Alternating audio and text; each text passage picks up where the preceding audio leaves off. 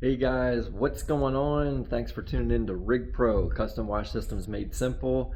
We're out of Salisbury, Maryland, and want to show you the progress that's been made on the mini skid. So here we go. I got this heavy duty cart. Is rated for 770 pounds.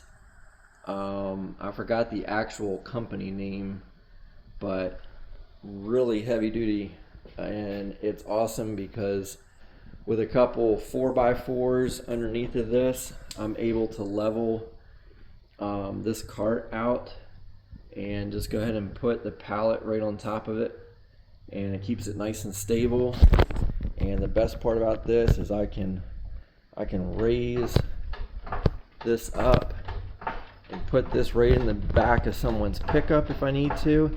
And it's awesome for being able to work on all this because now it can be at a level, real easy for me to just walk up and do what I need to instead of having to be down on the floor.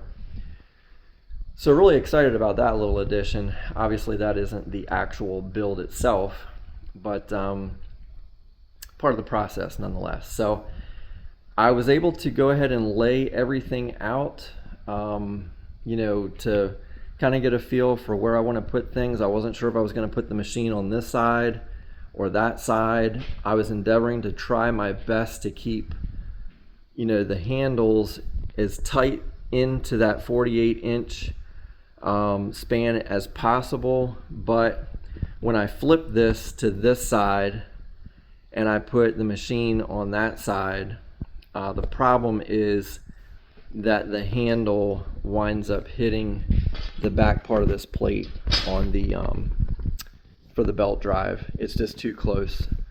And then the other thing is that putting it in like this, it would, in most cases, for most truck applications, like if this is going in the back of your pickup, most of the time your gas is on the driver's side, and so this would keep it to the driver's side for easy fill up. So I went ahead and flipped it back this way. I think that's going to work out really good. So basically this is going to be a 50-inch by 50-inch, and what I mean by that is your blueprint on this, you'll notice that the exhaust sticks out just a little bit past, and it's actually 2 inches. I put a level on that and measured off, and it was exactly 2 inches. And then the same thing with the handle here. It sticks out literally 2 inches past. So technically your blueprint's going to be 50 by 50, but basing that off of my pickup, which I have a Toyota Tundra, and they're pretty wide beds, this will still no problem, slide right in between the wheel wells. And you figure in most cases you're going to be keeping this up towards the back of the tailgate, so even your wheel well will not play a factor with these handles because the wheel well will be on the back end of the pallet. So yeah, still nice tight blueprint. I did go ahead and actually install these 12-inch Titan hose reels. They are bolted down with stainless steel screws. We've got the stacking kit here, again stainless steel hardware in there. We've got the swivels. This one's not going to have a swivel because it's just going to be for storage.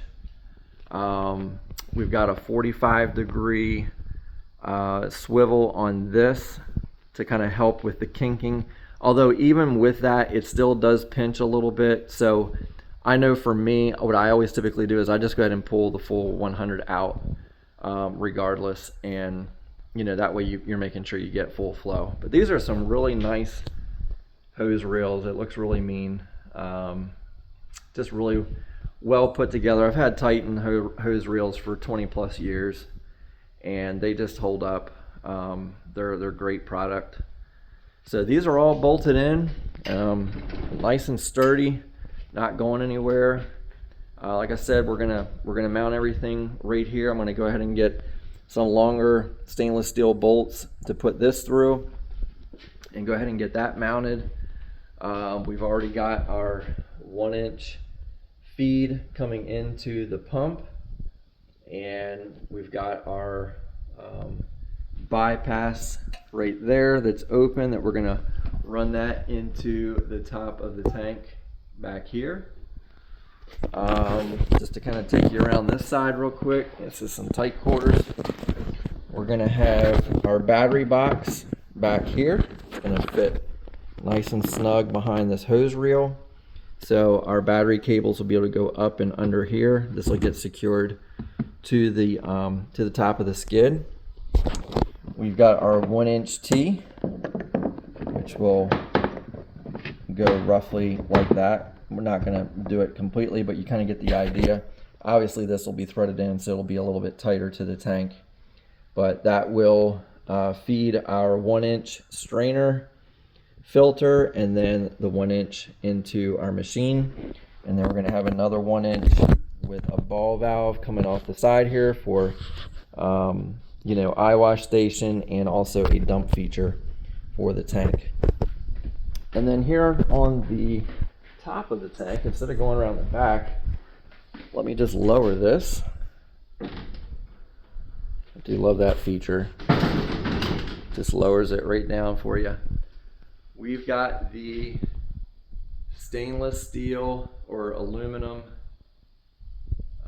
tank straps for these. So basically those go on top, and then you have these brackets that get a bolt put through the top and a bolt through the bottom of the skid, and basically it just pressure fits all that right on top, so those tanks will not go anywhere.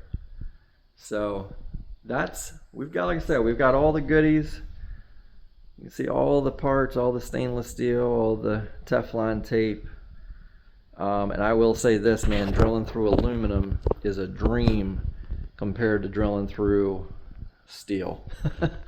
So again, just wanted to show you the progress on it. So that's awesome to be able to have those hose reels already installed with the 100 feet of Flexzilla already on it. And probably tomorrow I'm going to work on getting the 200 feet of high pressure hose on the bottom reel, and then we're going to start, you know, drilling holes for the machine. And once all that gets mounted, things are going to really start to come together nicely. So again, really excited. Just wanted to update you guys on where things are at. I still think that this skid will be ready to roll. I'm going to say next week is looking a little bit dicey as far as weather, so that's going to actually put me in the shop and not out in the field.